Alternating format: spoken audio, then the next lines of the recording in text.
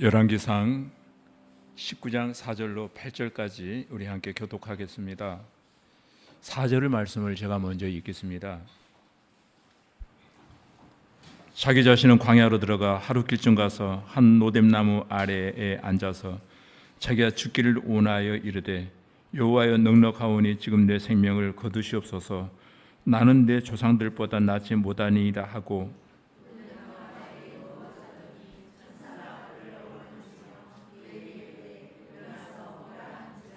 본즉 머리맡에 숯불에 구운 떡과 한 병 물이 있더라. 이에 먹고 마시고 다시 누웠더니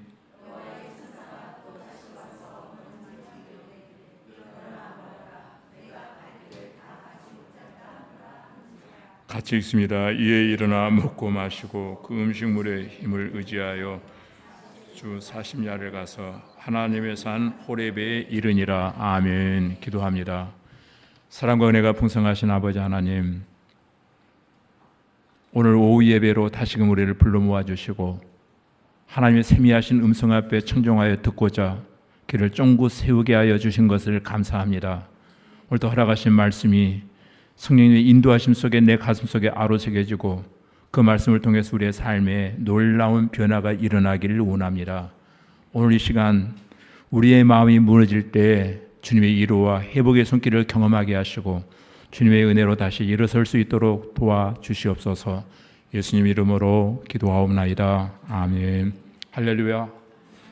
휴가철인데 오후 예배 또 변함없이 한자리 해주신 것을 감사드립니다.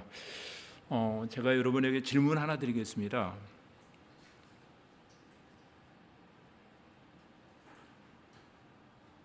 내가 만약 1억을 받으면 내가 미워하는 사람은 10억을 받게 된다면 여러분은 어떻게 하시겠습니까?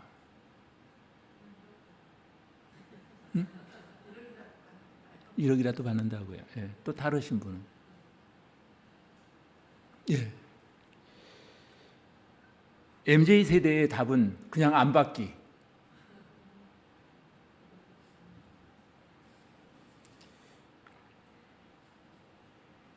어느 분이 산기도를 하게 되는데 갑자기 기도하는 가운데 큰 방망이를 든 거인이 나타나더니 세 가지 소원을 말해보아라. 내가 다 들어주겠다. 단지 네가 받는 것보다 네가 미워하는 사람은 2배를 받게 될 것이다 하는 조건이었습니다. 이분이 가만히 생각해 보니까 집값도 많이 오르는데 집 한 채는 꼭 있어야 될 것 같아요. 집 한 채요 했더니 내가 미워하는 사람은 갑자기 2채가 돼버린 거예요. 이게 진짜네? 두 번째도 진짜일까? 거인님, 저 10억만 주세요 했더니 갑자기 그 사람 가만히 있다가 20억을 받게 된 거예요. 이거 진짜예요. 보니까 세 번째 소원이 정말 잘해야 될 것 같다는 생각이 들었어요. 이분이 거인에게 말합니다. 저 좀 반 좀 죽여주세요. 그러면 상대방은 어떻게 돼요? 완전히 죽이는 거죠.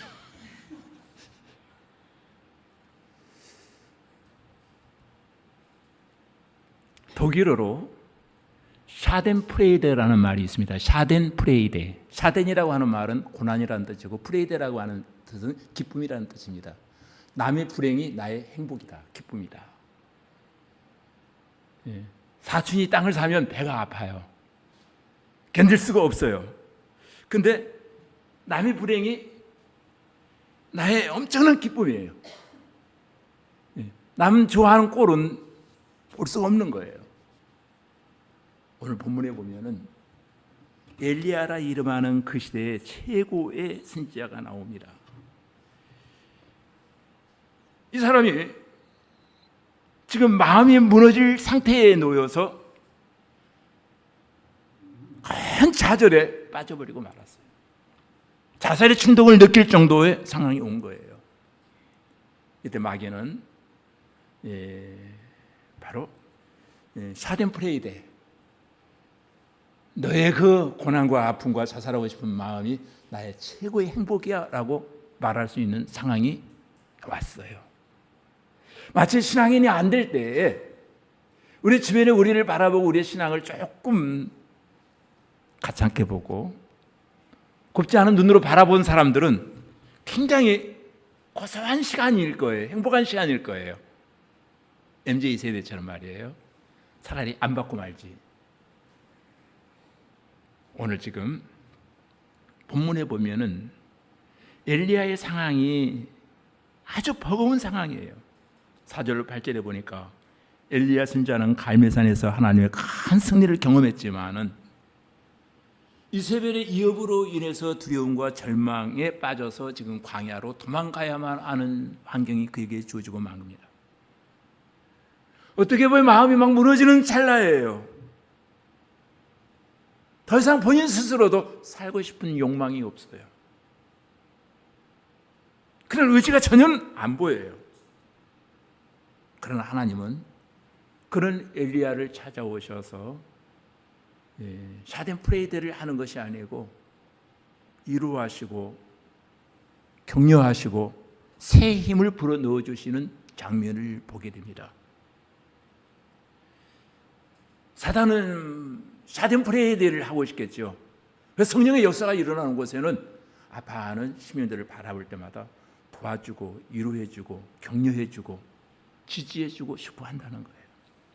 사절에 보면은 한마디로 말하면 절망에 사로잡혀 있는 엘리야의 모습을 보게 됩니다. 노된 나무 아래에서 죽기를 구하고 있다는 거예요. 성경에 보면은 자살하기를 원했던 사람이 3사람 나오고 자살했던 사람이 3명 나옵니다. 3 시리즈로 나와요. 제일 먼저 성경에 자살했던 사람이 누군지 아세요? 여러분 새벽 기도를 안 나오신 분들은 모를 거예요. 초대 왕이었던 사울이 자살을 하게 되죠.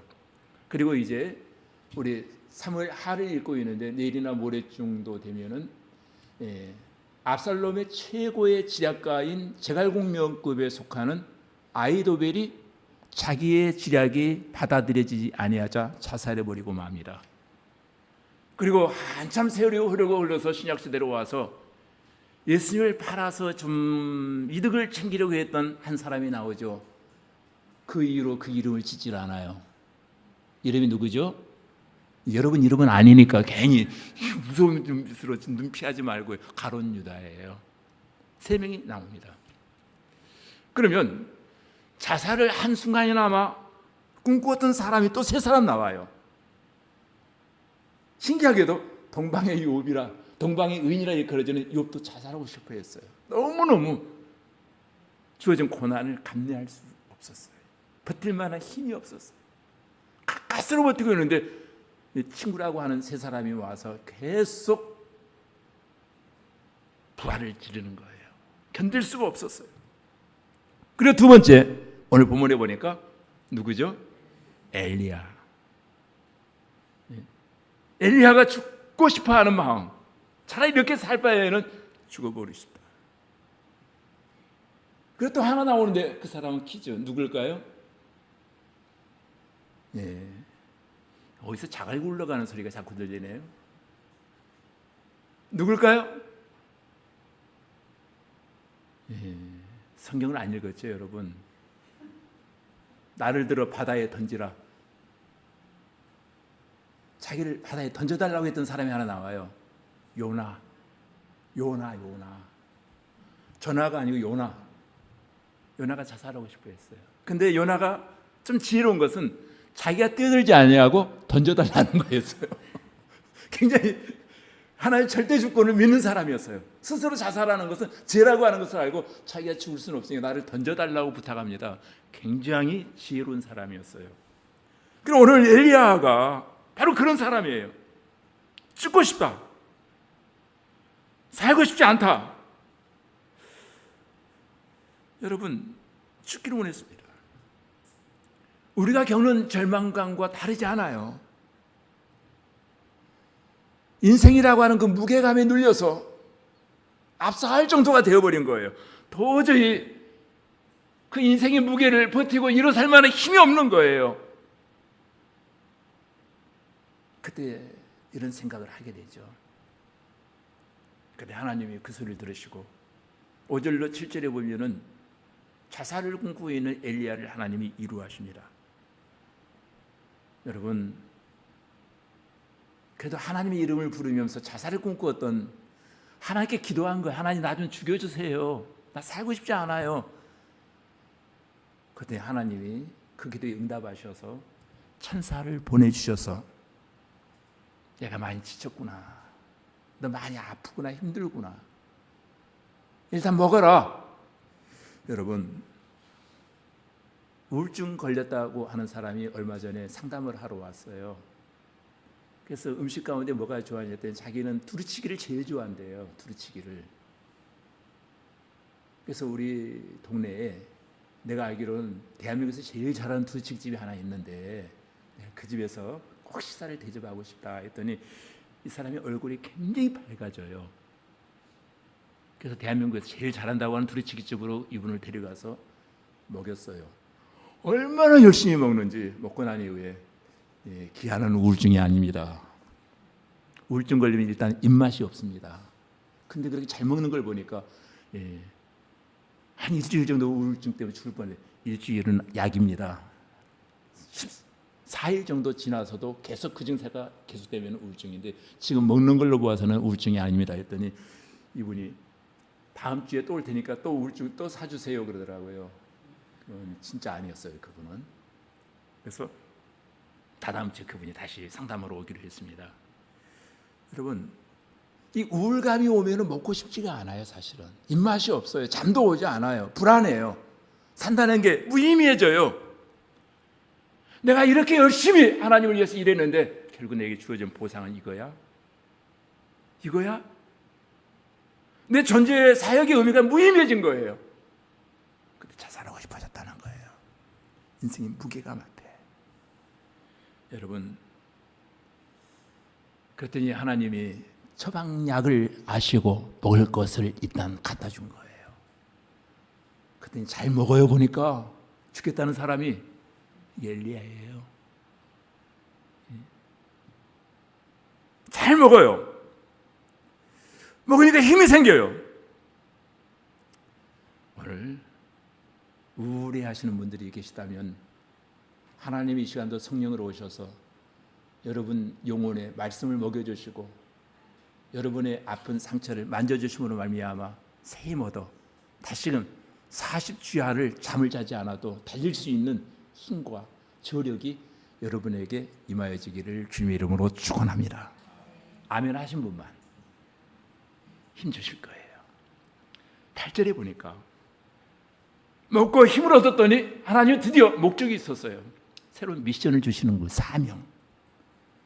엘리야는 하나님의 돌봄을 받은 후에 40일 밤낮으로 걸어서 호렙산에 갑니다. 새로운 사명을 받은 거예요. 하나님이 만약 우리에게 새 힘을 주시고 살려주셨다면 분명히 우리에게 하나님이 원하시는 목적이 있어요. 하나님이 여러분에게 건강 주셨습니까? 물질의 힘을 주셨습니까? 남달리 여러분의 가는 길이 잘 되어지고 형통합니까? 분명히 거기에는 이유가 있을 거예요. 그 모든 것들이 나를 위해서 쓰여지기보다 하나님의 영광을 위해서 쓰여지기를 원할 거예요. 내가 남보다 조금 머리가 좋다면은 그 머리가 하나님을 위해서 쓰여지기를 원할 거예요. 어제는 존 뉴턴 목사님에 대해서 약간 말씀을 드렸습니다만은 그분이 찬양 작곡의 은사가 있었던 것 같아요. 주옥 같은 찬송가 281곡을 만들어요. 하나님이 쓰시는 거 보니까 잘하는 것 동원해서 쓰시더라고요. 여러분에게 잘하는 것 그것이 무엇입니까? 나는 그것이 솔리데오 글로리와 하나님의 영광을 위해서 여러분의 그것이 쓰여질 수 있기를 주님의 이름으로 축원합니다. 오늘 본문에 엘리야 얘기예요.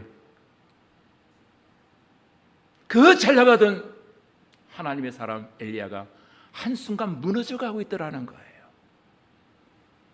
이 모습을 안 보였더라면 참 좋을 텐데 이 모습을 보니까 성경은 진짜다. 상당히 프라이버시에 장애가 되는 거란 다 제거할 텐데 그대로 기록하고 있어요. 무너진 경험. 그 말 한마디에 영적 검역이 쓰러지더라는 거예요. 말 한마디에.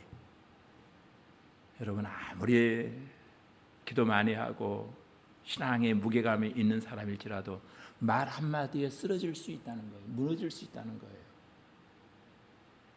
엘리야는 누구의 말 한마디에 무너집니까? 예, 여러분 이씨가 문제예요. 예, 아침에 시씨가 문제였고, 예, 시씨 시리즈 나왔죠. 3C 첫째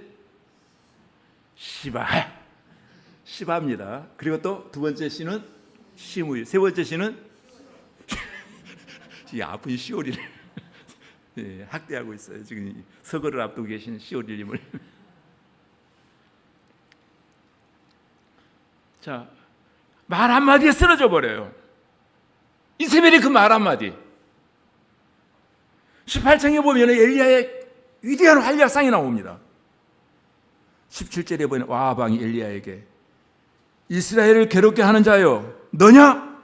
위협합니다. 이 엘리야는 18절에 이렇게 대답합니다.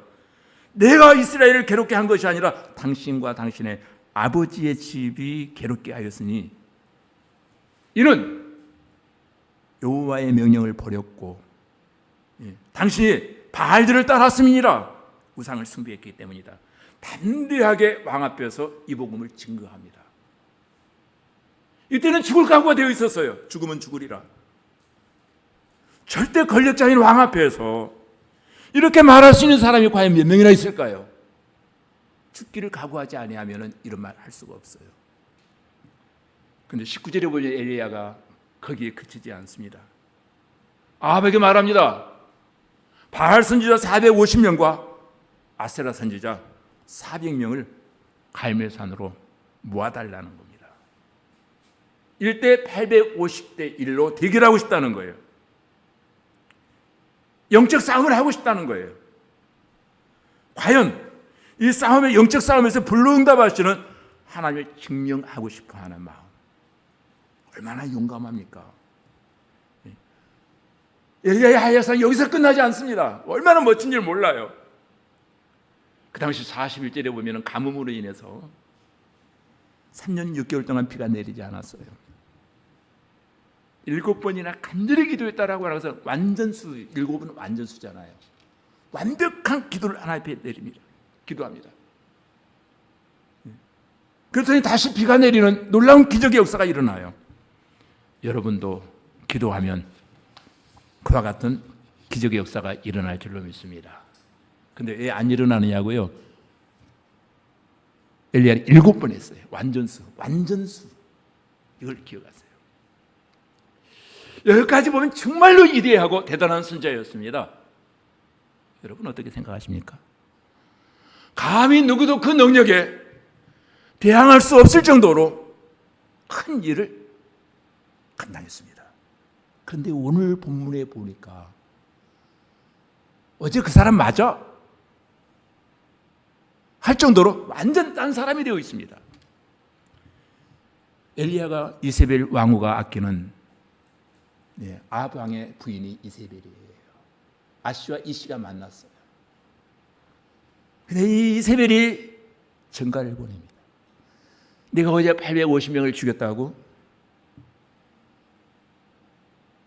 내일은 너 죽을 차례야. 간단히 말하면은 내일 이맘때 분명히 너는 죽어 있을 거야.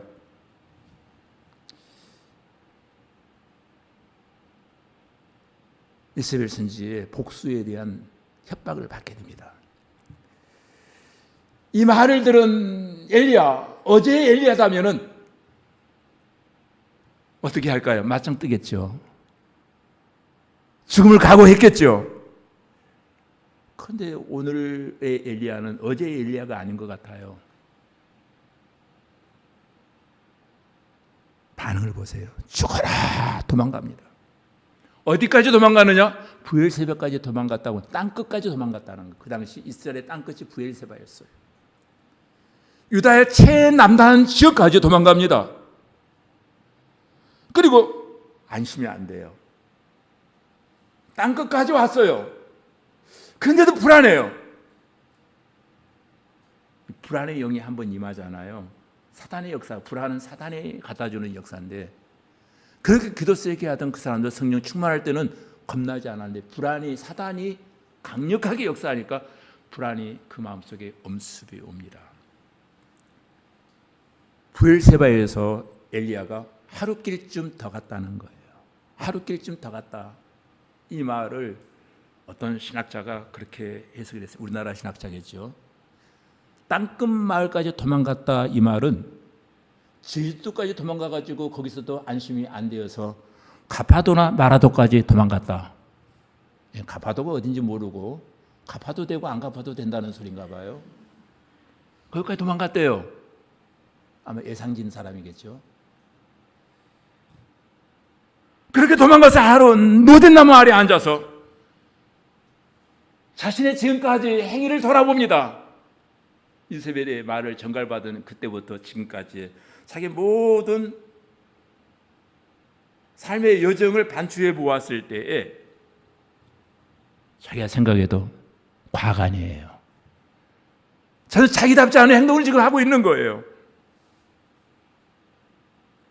자책감이 이렇게 살 바에는 차라리 죽는 게 낫지 않겠나? 4절에 보니까 여호와여 넉넉하오니 아니 죽으려면 기도하지 말고 죽든지 또 기도는 왜 해요? 여호와여 넉넉하오니 지금 내 생명을 거두시옵소서. 꼭 요나 같아요. 자기는 죽을 자신이 없으니까 나를 바다에 던져달라고 하는 것과 비슷해요. 나는 내 조상들보다 낫지 못하니이다. 조상들의 신앙에 비교해 봤을 때 상대적 빈곤감이 오더라는 거예요. 다윗이나 모세나 이런 위대한 그 신학자들에 비하면 자기는 아무것도 아니에요. 사람이 살아가면서 해서는 안 될 생각이 있고 할 수도 있는 생각이 있습니다. 어떤 상황에서 절대로 해서는 안 되는 생각이 아예 생각으로도 품지 말아야 됩니다. 내 생명을 지금 거두시옵소서. 죽여주세요. 죽고 싶다. 차라리 죽여달라. 이런 말은 꿈속에서라도 하지 말아야 될 줄로 믿습니다. 아멘 안 하는 거 보니까 여러분 꼭 며칠 있다 할 것 같아요. 죽긴 해 죽어요. 죽지 말래도 언젠가 때가 되면 하나님 데려가실 텐데 누구 마음대로 죽어요? 내 생명인가요? 내 생명은 아니잖아요. 사람이 일이 잘 될 때도 있고 안 될 때도 있지 왜 죽어요? 잘 될 때는 하나님이 일하는 것이고 더 많이 하라는 것이고 안 될 때는 자숙하고 더 나를 만들라는 기회잖아요. 근데 자기는 돌아보지 않아요. 성찰하지 않아요. 그러니 자살하고 싶은 거예요.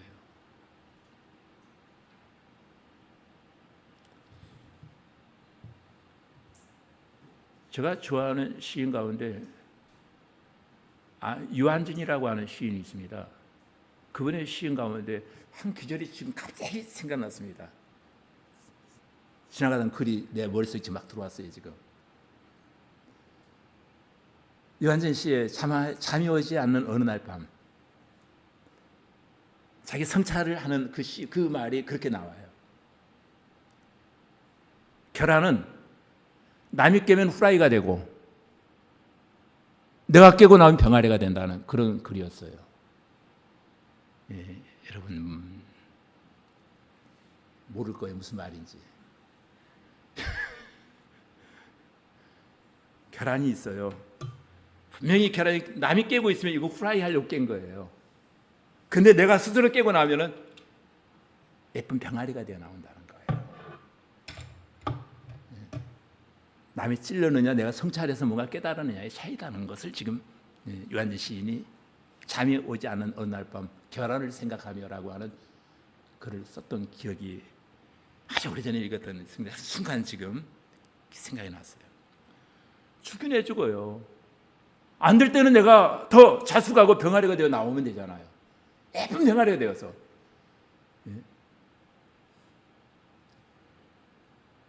복습하는 타원에서 다시 한번 이 말씀을 정리해 보면은 왜 엘리야가 죽기를 자처했을까요? 나쁜 말로 자살하고 싶어하는 충동이 왜 일어났을까요? 일단은 육체적으로 너무 심신미약 상태에 있었다는 겁니다. 심신이 미약한 상태에 빠져버렸어요. 18장에서 기도하느라 진을 다 빼버렸어요. 또 850대 1로의 싸움을 한다고 하는 것은 얼마나 긴장했을까요? 텐션이 높아져 있는 상태, 초긴장 상태에 있었다는 거예요. 사느냐 죽느냐의 기로에서 얼마나 많이 긴장하며 기도했을까요?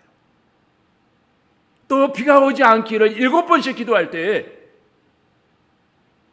비가 오지 아니하면 자기 망신이 아니고 이건 하나님 망신이거든요. 그는 자기 가문의 대표 선수가 아니고 그는 하나님 나라의 대표 선수로 지금 싸우고 있는 거잖아요. 여러분, 동네 조기축구 대표 선수하고 국가대표하고는 다르잖아요. 지금 이 사람은 하나님 나라의 대표 선수로 싸웠어요. 여러분도 하나님 나라의 대표들이에요, 지금. 그러니 하나님의 명예를 걸고 싸웠으니 얼마나 긴장된 상태에 있었을까요? 얼굴을 무릎 사이에 놓고 기도합니다. 7번 기도했다라고 하는 말은 7은 완전수예요. 피를 쏟는 마음으로 완전히 기력이 쇠하도록 기도했다는 뜻이에요. 또 기도 후에 또 입이 방정인지 모르겠지만은 아합에게 비가 올 것이다 하고 또 애언까지 합니다. 그랬더니 야방이 또 지레 겁먹고 마차를 타고 먼저 도망갑니다. 내려가라고 했습니다. 그리고 자기는 하나님의 능력에 힘입어서 갈멜산에서 이스라엘까지 마차 타고 내려가는 아합을 죽여서 뛰어갑니다. 이게 엘리야였어요. 얼마나 멋집니까? 여기까지는.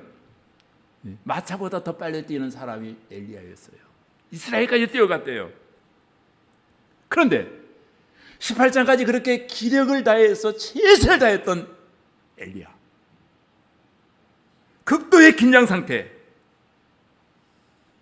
진을 다 빼버린 기도, 그리고 체력의 한계를 뛰어넘는 달리기, 뜀박질. 그런데 오늘 본문에 보면은 말 한마디에도 낙심해버리고 말았다. 왜 이런 현상이 일어났을까? 성경은 그렇게 말합니다. 제 아무리 큰 영적 거인이라도 육체적 한계를 가진 인간임을 기억하라는 거예요. 전력 질주하는 것도 중요하지만 전력 질주 후에 다시 일어날 힘을 남겨둬야 돼요. 진짜 프로와 아마추어의 차이는, 프로는 내가 가지고 있는 기력 100이라면은 100을 다 쓰지 않고 70만 쓰고 30은 남겨둔답니다. 이게 프로답니다. 근데 아마추어는 100을 다 써버리고 100 쓰고 나서 다운된다는 거예요. 전력 질주한 이후에 일어나지 못한다면 그 승리가 아무 소용이 없다는 거예요. 그래서 너무 피곤하지 않도록, 괴롭히지 않도록 우리 심신을 잘 관리해야 될 것도 하나님 주신 지혜예요. 두 번째, 엘리야가 낙심한 이유는 낙심하게 만드는 적대 세력들이 너무도 많았다는 거예요. 소위 말하면은 사방이 다 적이에요. 때로는 가족도 적일 때가 많아요. 때로는 동역자도 적일 때가 많아요. 저는 절실하게 깨닫습니다. 집에서 조금 때로는 그냥 아빠로, 남편으로 남고 싶은데 꼭 약점만 발견되면 하는 소리가 있습니다. 목사님이 그러시면 되냐고요. 상처받아요, 제가. 그때는 집에 들어가고 싶지가 않아요. 진짜로요. 그래서 가능한 한 제가 집에 늦게 들어갑니다. 나와서 자유를 최대한 누리려고요. 제가 아주 좋아하는 동역자가 있었습니다. 수원에 계시는, 그 교회 제가 담임으로 갈 뻔도 했던 교회인데, 교회 목사님이 제 선배되고, 대학 다 선배예요. 그분이 저를 굉장히 좋아했어요. 그분은 교회가 좀 크기 때문에 교회가 콘도 회원증을 만들어서 목사님 기도원 가서 복잡한 데 있지 말고 언제든지 가서 쉬면서 기도하시고 말씀 준비하라고 콘도 회원권을 만들어줘서 강원도에 있는데 거기를 자랑 삼아서 꼭 혼자 가기에 뭐하니까 저에게 자랑하려고 꼭 저를 데리고 가요, 이분이. 그냥 둘이 있으니까 제가 꼭 오버할 때가 많아요. 목사님, 우리 둘뿐인데 내일 새벽기도 하지 말고 쉽시다. 근데 이분은 굉장히 고지식이에요. 저녁에 꼭 둘이 성경 공부하고 자자는 읽고 교대로 성경 읽자는 거예요. 아침에 일어나면 꼭 저보고 박목사 설교하시오. 맨날 그래요, 새벽에. 자기는 또 아멘하고 듣고 앉아있어요, 앞에 앉아서. 그래서 맨날 그러기 때문에 한 번은 제가 그랬어요. 한 목사님, 우리끼리인데 내일은 그냥 아침 푹 잡시다. 매일 새벽기도 힘들었는데 우리 여기까지 와서 그러지 말고. 월정사 앞에 어떤 호텔이었어요. 그러면 또 저 앞으로 가는지 모르겠어요, 지금 생각해 보니까. 그래서 내일은 좀 쉽시다 그랬더니 그분이 저에게 정색을 하시면, 한 목사, 우리끼리 있을 때 잘해야 돼. 그 말에 지금도 뼈에 사무쳐요. 우리끼리인데 그냥 하지 말고 잡시다 그랬더니, 한 목사, 우리끼리 있을 때 잘해야 돼. 지금도 그 말씀이 와닿고, 지금 누군가가 저에게 목사님, 우리끼리인데 이제 새벽기도 며칠씩 쉬었다 하고 휴가철에 쉬고 합시다 라고 말한다면 제가 그분들에게 꼭 말해주고 싶어요. 여러분, 우리끼리 있을 때 잘해야 돼요. 자녀들이 다 봐요. 누군가가 보고 있어요. 우리 기도하느냐 안 하느냐. 자, 옆에 계신 분에게 한번 인사합시다. 우리끼리 잘합시다.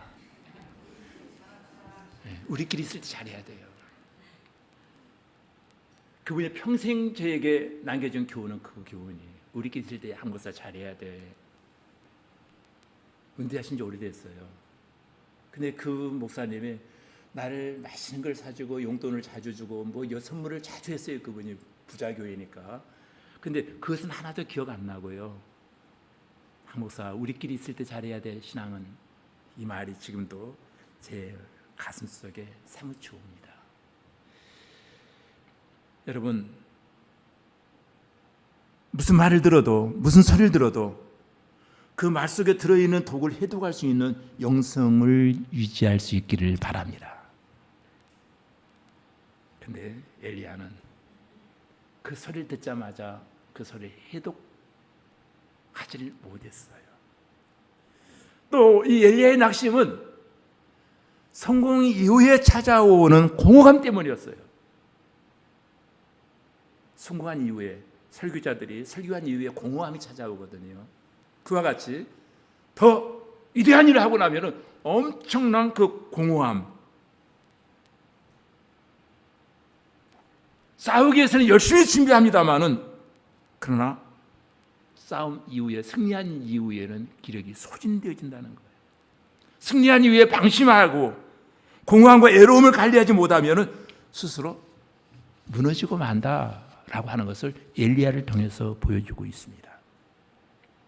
4절에 보니까 나는 내 조상들보다 낫지 못하니이다. 나라고 하는 존재가 별 소용이 있겠습니까? 나도 별 수 없습니다.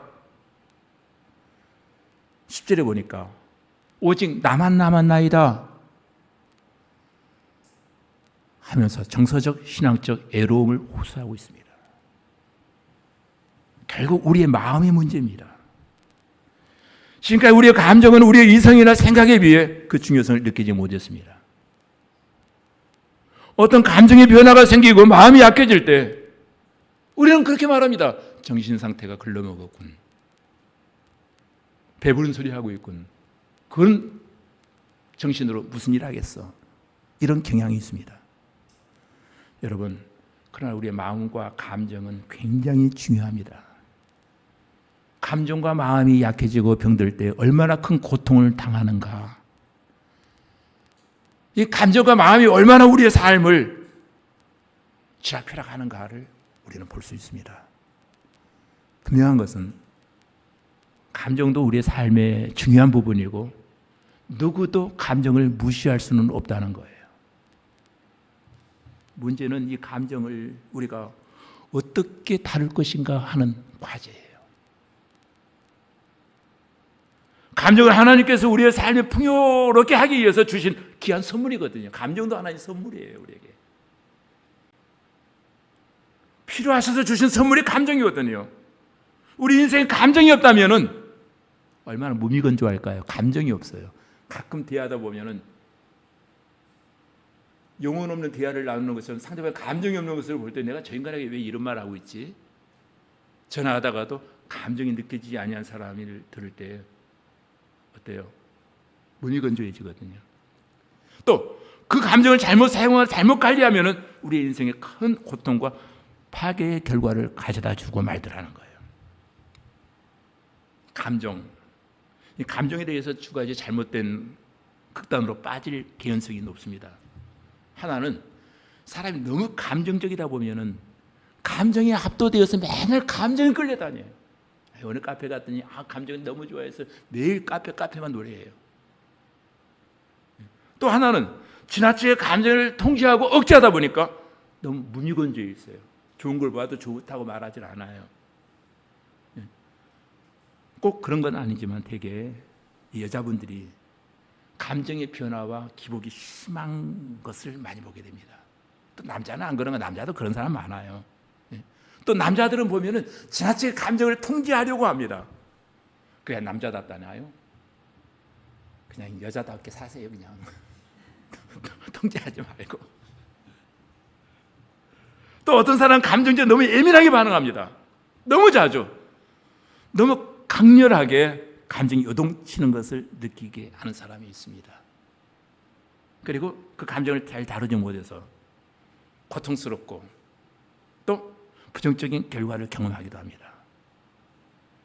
또 기질적으로 그런 사람이 있어요. 그 감정에 사로잡혀서 인생을 낭비하는 사람들 얼마나 많은지를 몰라요. 인생이 짧아요. 한 번뿐이에요. 또 소중합니다. 그렇기 때문에 우리는 감정을 잘 통제할 줄 알아야 돼요. 너무 지나치게 억누르는 것도 바람직하지 못해요. 이런 말이 있었습니다. 눈물로 표현되지 않은 슬픔은 몸으로 옮겨진다. 몸이 만하지 아니하면 이장이 점수를 매기고 만다. 감정 표현을 억누르면 그냥 사라지는 것이 아니라 어딘가에서 우리의 몸에서 문제를 일으키고 있다는 감정이 빨리 예출 나가지 않는다, 쫓아낸다고 해서 어딘가 내 몸에 맴돌고 있다가 그것이 내 몸에 병들게 만든다는 거예요. 그리고 이 감정은 신앙생활에 보니까 우리 영성과 상당한 관계가 있어요. 감정.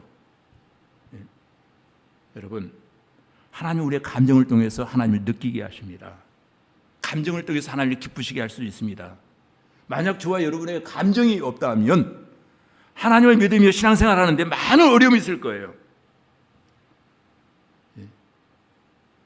전혀 인간 같지가 않을 거예요. 신앙생활 하면서도 하나님이 우리에게 감정을 선물로 주셨습니다. 그 감정을 여러분 잘 통제하실 수 있기를 바랍니다. 감정을 통해서 하나님은 힘주시고요, 우리의 상처를 만져주시고요, 싸매주시고요, 감정을 통해서 우리를 강하게도 하시고 우리에게 위로와 격려의 메시지를 주기도 하십니다. 자, 말씀을 맺으러 갑니다. 사노라면 원하든 원치 아니하든 우리의 마음이 무너질 때가 온다. 하지만 그 무너질 때 하나님을 찾는다면, 하나님의 이름을 부르며 하나님과 호소하며 대화를 나누기 시작한다면 하나님 천사를 보내주셔서 여러분의 아픈 마음을 만져주실 줄로 믿습니다. 그때 위로받게 되고 내게 주신 사명이 무엇인가를 깨달아 다시금 우리는 하나님 주신 미션을 향해 담대히 달려가는 놀라운 은혜 역사가 우리에게도 일어날 줄로 믿습니다. 그런 마음이 무너질 때 엘리야처럼 하나님의 이름을 부르실 수 있기를 주님의 이름으로 축복합니다. 기도하십시다. 거룩하신 아버지 하나님, 오늘 허락하신 말씀을 통해서 우리에게 주신 위로와 회복의 메시지 감사드립니다. 우리가 인생의 여정에서 마음이 무너질 때 엘리야를 찾아오셔서 위로하신 하나님을 기억하게 하시고 주님의 도우심을 간구케 하여 주시옵소서. 이제 우리 모두가 주님의 사랑 안에서 다시 일어날 수 있도록 힘과 용기를 허락하여 주시옵소서. 예수님 이름으로